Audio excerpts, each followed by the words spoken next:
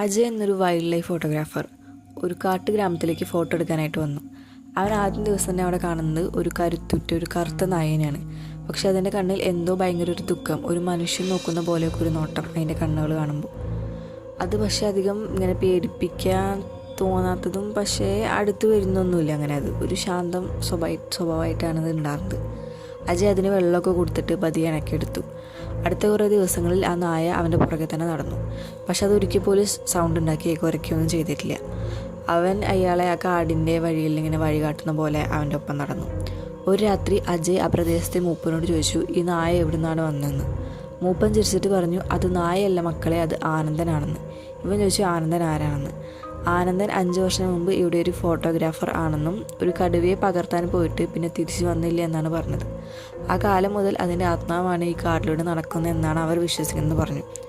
അജയ് ഒന്നും മനസ്സിലാക്കാതെ ചിരിച്ചു തള്ളി. അടുത്ത ദിവസം ആ നായ അജയനെ ഒരു മറഞ്ഞ വഴിയിലൂടെ ഇങ്ങനെ നടത്തിക്കൊണ്ടുപോയി. അവിടെ ഒരു പഴയ ക്യാമറ മണ്ണിലിങ്ങനെ പൊതിഞ്ഞ് കിടപ്പുണ്ടായിരുന്നു. അതിൻ്റെ മുകളിൽ പെട്ടെന്നൊരു പേരും കണ്ടു, ആനന്ദൻ ഫോട്ടോഗ്രാഫി. അത് ഓപ്പൺ ചെയ്ത് നോക്കിയപ്പോൾ അതിൽ അവസാനം എടുത്ത ഫോട്ടോ ആ നായയും ആനന്ദും ചേർന്ന് ചിരിച്ചുകൊണ്ടുള്ളതായിരുന്നു.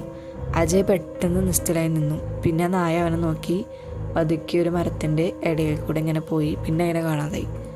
അജയ് മൂപ്പനോട് തിരിച്ചുപോയി വീണ്ടും ചോദിച്ചു, ഇതിൻ്റെ പേരെന്താണെന്ന്. മൂപ്പൻ തിരിച്ചിട്ട് പറഞ്ഞു, ഇതിനൊരു പേര് വേണ്ട, ഇതൊരു ചായ മാത്രമാണെന്ന്. അപ്പോൾ ഇതുപോലത്തെ ഇൻട്രസ്റ്റിംഗ് വീഡിയോസിന് വേണമെങ്കിൽ സബ്സ്ക്രൈബ് മൈ ചാനൽ. എന്തെങ്കിലുമൊക്കെ സജഷൻസ് ഉണ്ടെങ്കിൽ കമൻറ്റ് ബിലോ.